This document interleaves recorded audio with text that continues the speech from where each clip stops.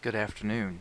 I'm going to show you how to use Microsoft Forms today, which is within Office 365. So that's where I'm at here. I've signed into Office 365 and it shows me all the apps that I have available to me, and today we're going to be looking at Forms. So to begin, we're just going to go ahead and click Forms. So this takes you to the Forms landing page, and this basically shows you every form or quiz that you've ever created. And here they are as they show up listed here on this main page. Okay? So to create a new form or a new quiz, they're basically the same thing. You have these two options here. So for today, we're going to create a new form. So let's go ahead and click that. Now if you hover over this area here, this is where you'll actually give it a title. So we'll call it test, and we'll give it a description.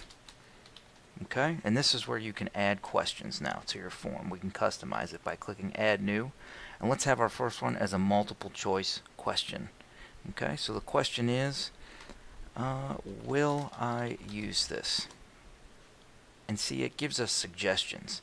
So it already knows kind of what we're thinking about here. So the first question is yes.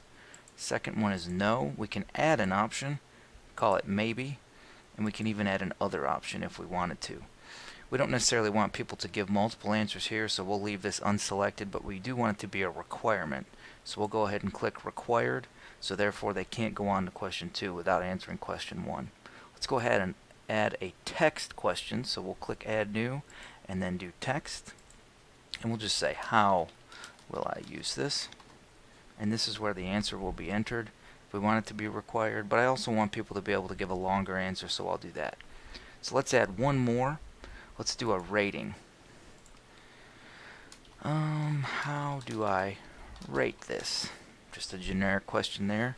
We can either have stars or numbers, so I'll leave it as stars, and we can have up to 10 stars, but I'll just leave it at 5, okay?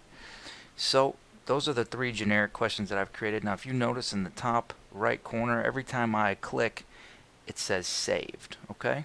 Also, you can create a different theme for this. Let's say we want to have hills and clouds, an octopus, if you will. You can kind of customize it however you want. So I'll just go with the clouds and hills. We'll make it kind of whimsical. So now I want to share this. So this is where it can get pretty cool. So you can do a couple things. You can share it with a link, and notice that it says only people in my organization can respond. So if you're sending this to other extension people, that's fine, but I want anyone with a link to be able to respond, so I'm going to make sure I select that. That's very important. Okay, so I can send this as a link.